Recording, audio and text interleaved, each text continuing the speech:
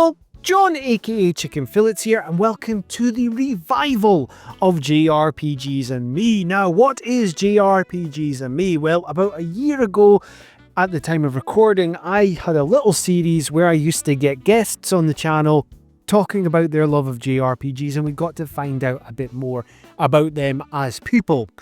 Now, I stopped the series not because I didn't want to do it, but the problem I was facing with it is I really do all my videos, everything on my mobile phone.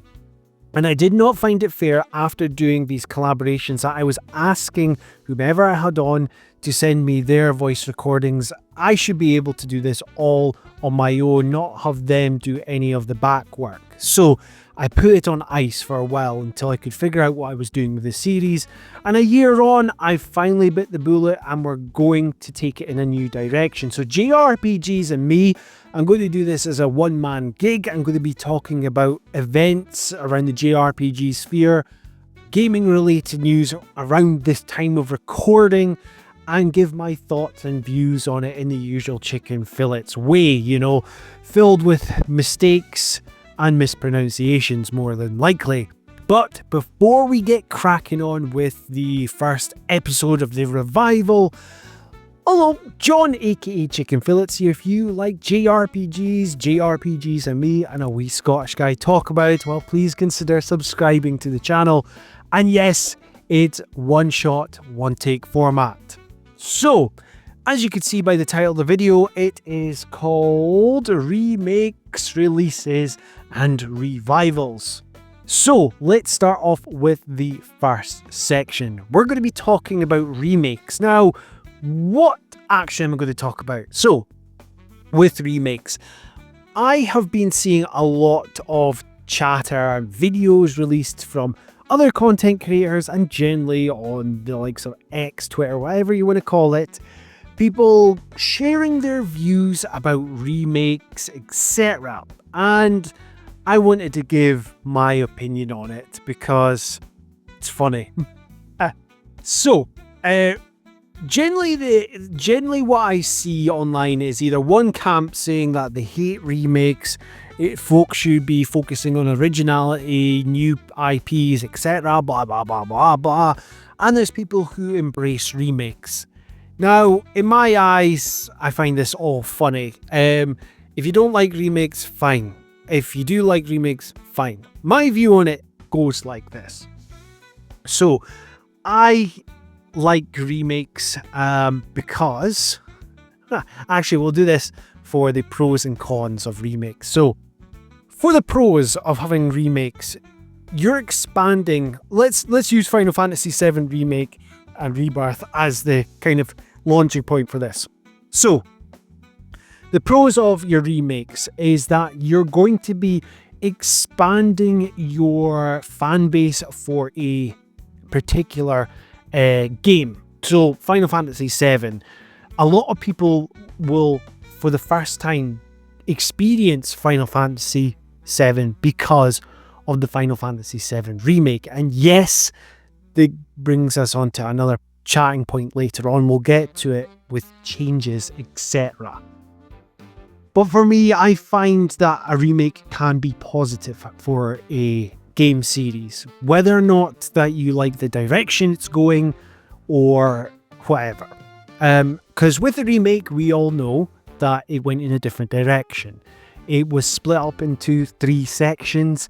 It isn't turn-based. It generally follows the same story beats, but it does go off on a little path with new parts added in. But again, it's bringing eyes to a product. So, for example, if you're experiencing Final Fantasy VII Remake for the first time and you want to know more, this will bring the people who have not played Final Fantasy VII, the original, they'll get them intrigued about this title and they'll go off and they'll buy it. And I think that's great. If you have a love for a series, you want to see it grow. You want to see people enjoy what you enjoy. I mean, that might just be me. I'm not a gatekeeper. That's how I see it. Now, for the sort of emphasis on, let's say, people not liking remakes for how they are made or how they're presented. Let's go with this. So again, using Final Fantasy VII Remake, there is an argument to be said that a lot of people did not like the remake because they wanted to see a more one-to-one emphasis of a remake. So they wanted essentially the same game, just with updated graphics, which is understandable. But would that exactly sell the game? You know, would it bring... For me, it wouldn't really do anything for me. It's just literally updating the graphics. I mean, it would be great, but it wouldn't have the same impact like Remake and Rebirth has had thus far. The other thing I think as well is there is ways that the originals can be updated depending on how you look at it. So for example, Final Fantasy VII, you can mod the original games and you can get the sort of experience that you want. So there is that option as well if you weren't happy with it. I wouldn't say that remakes are a bad thing. Now, in one light though, I can understand my sort of cons with this. Let's talk about with Grand Theft Auto San Andreas and, you know, the trilogy, the original trilogy. Now, you might be thinking, this is not a JRPG. What are you on about? Right. So, do you remember when the definitive edition came out for Grand Theft Auto 3 Vice City and San Andreas? And it was kind of disastrous. There was lots of issues, and I don't think it was really sorted until a year to 2 years after it was released.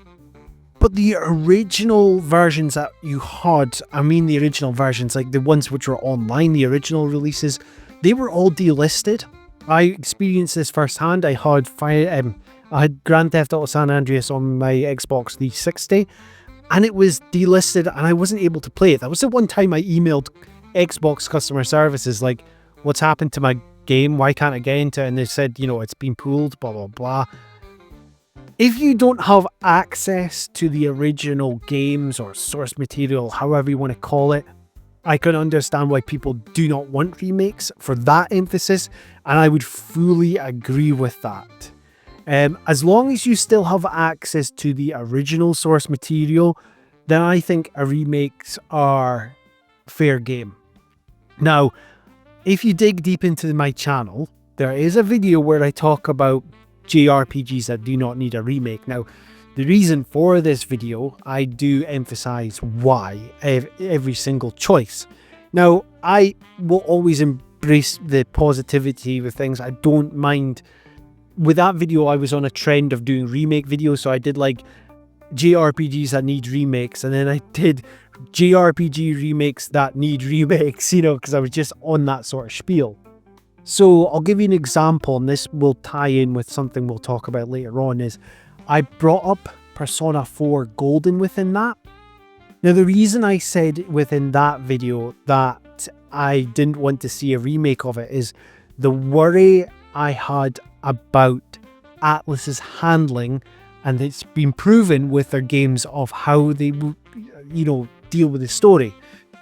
Let's talk about Persona 3 Reload. When they released that remake, fantastic game, but they had to make the DLC, the extra story content which was in Persona 3 Fez, behind a paywall. I didn't like that.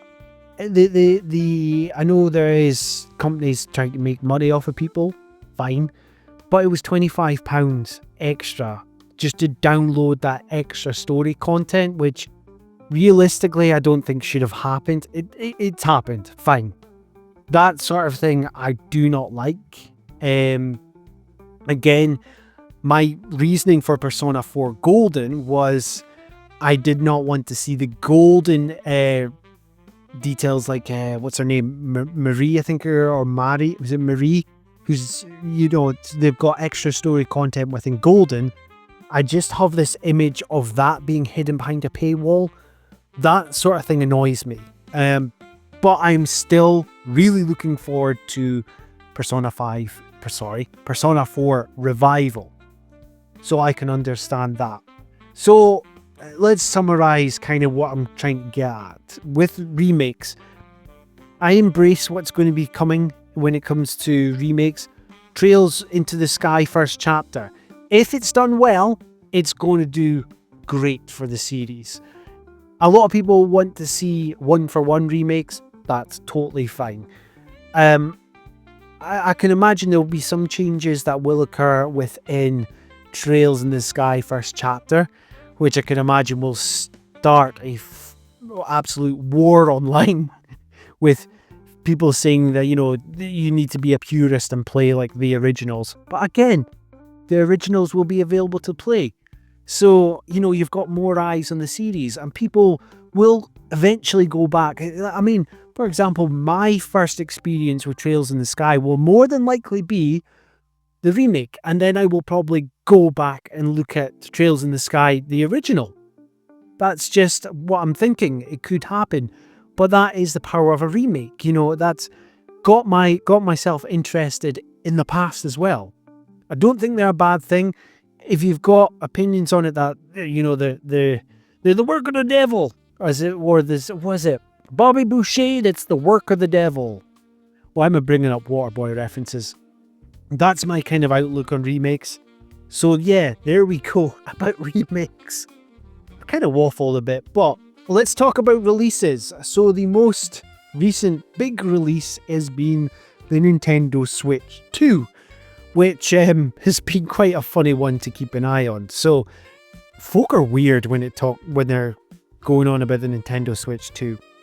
I think as well, again, watching what's been happening on X or Twitter, etc., people should not be attacking folk online for buying a Switch 2. If they've bought it, who cares?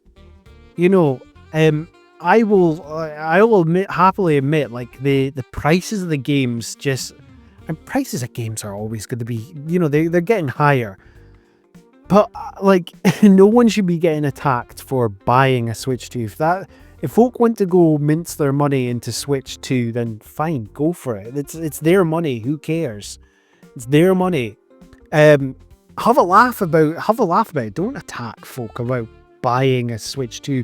I'm having a laugh about the prices. Like, I'm seeing reels about Nintendo Switch 2 prices, you know, the games and everything. I find it funny, and I'm just sending the reels to, like, sort of James from the review thing, you know, about Nintendo Switch prices. And it's funny because we know it's just funny. And I'm glad people are enjoying it. Like, one of my best pals, he's got a Nintendo Switch 2, and we've been talking about his time with Mario Kart World so far, and he's having an absolute blast, and he's talking about the Switch 2, and it's great to hear how happy he is with the system. For myself, I've not picked up a Nintendo Switch 2. I don't see a game seller for me at the moment. What I mean by this is, like, a system seller, should I say. So the reason I wanted a Nintendo Switch originally was because of Xenoblade Chronicles 2. Now, there's no game out for the Switch 2 as of the time of recording, which has made me go, I need this. You know, I need this now. You know, I'm not of any rush. And that's just down to personal preference. I've got loads to play as well. I got my Steam Deck maybe just under a year ago, and I'm absolutely loving it. So, I mean, and that's not me bashing, like, the Nintendo Switch 2, which is another thing. Like, I love seeing the comparisons of, like, the sizes of the Switch 2 versus, you know, Steam Deck and that. But some of the other things is like, you know, folk comparing the Steam Deck and Nintendo Switch 2 and getting all rowdy about it. Again, have a laugh with it. Don't be attacking folk over it. That's just wide. The thing I've been enjoying with, like, the Steam Deck is just the cheaper games essentially on Steam sales, and that's kind of like why I've stuck with my Steam Deck so far. But hopefully we'll see, like, prices of Nintendo games go down. Yeah, that was a stupid line to say, was it? The Nintendo games certainly go down. I'm really happy that folk are loving the Nintendo Switch 2. But let's talk about the actual launch itself, because have you seen some of the stuff about the launch where there was that GameStop in America which was stapling receipts through the boxes and it was going through the screens, damaging the Nintendo Switch 2 screens. That is just unbelievable. Imagine buying your Switch 2, getting home all excited, and then it's been just utterly railed by a staple. Just that, the brain cells behind that operation, and the reels and memes which I've been seeing of it, like folk of AI generated, like folk using like nail guns and stuff, like putting receipts. Actually, here's another thing I want to talk about with the Switch 2 release. Who are these people who are going into shops, buying Switch 2s and smashing them up? What does that actually achieve? I don't get it. Maybe it's just at my age where I'm just like, I don't get what you're doing. Like folk are just trying to gauge reactions, of like rage bait. I just don't get it. Maybe I'm just getting too old. I'm looking at it going, again, it's one of these things where they've spent, what's the price of them? Is it like $400 or $450? I mean, they've gone and spent their own money. They can do whatever the hell they want. I just don't get it. Like, if you want to go, pee away your money, I mean, fair enough. He could have worked a bit smarter with it. You could have, like, bought it and, just sold it on or whatever and made a couple bucks here or there, or pennies here or there. I don't know. It's wild. Anyway, that is the second section of releases, the Nintendo Switch 2. There you go. So this brings us on to the last topic, which is revivals. So, linking back to earlier, is Persona 4 Revival. The remake was finally shown in a very brief teaser trailer, which, come on, this was like an absolute JRPG secret, the worst kept secret within JRPGs. With any Atlas title, it got leaked by the original voice actors who were all complaining that they weren't in the game, and I can imagine, the studios being like, well, we're not using you again, sort of thing. They're just shooting themselves in the foot. Don't understand it, but again, it is what it is. Folk have been complaining online about the graphics of that. Again, it's an early development, it's an early trailer. And basically, like, I felt the hand was kind of forced. We all knew the remake was coming, but there was kind of this expectation that it was going to be shown at the Xbox showcase, and it happened. I am absolutely ecstatic for it. I can't wait for it. I'm looking forward to returning to Inaba, and it's actually made me pick up Golden again, Persona 4 Golden. It was like £3.99 off of CD keys, so I've got that on Steam Deck, so I'm going to revisit that just to have the bigger screen and 60 FPS. I am looking forward to Persona 4 Revival. Persona 3 Reload was great with the updates to it, and that was so enjoyable. I loved playing Persona 3 Reload. As I said earlier on, my biggest concern out of all of it, not the graphics, nothing like that, is, are they going to put the golden material behind a paywall? That is my biggest fear of it. I'm looking forward to it. I trust Atlas with their RPGs, the JRPGs. They will always bring a fantastic story. Persona 4 Golden has got a fantastic story. It's my second all-time favorite game. It's the only JRPG where I put in 100 hours, then played New Game Plus straight away and put in another 100 to 120 hours. It's fantastic. The music is so memorable. The cast is memorable. And I can't wait. My hope as well, with being a handheld gamer, and Persona 3 Reload was magic on the Steam Deck. So I can imagine, I think it's coming to PC as well, so I'm hoping that it'll be Steam Deck verified. I can imagine that they'll be reusing assets like they had in Persona 3 Reload.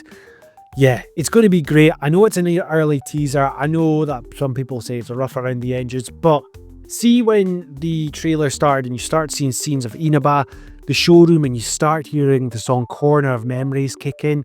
I just like that song, that title song, Corner of Memories, where you boot up the game, always just brings me back home. It's weird saying it. It's like comfort food for gaming.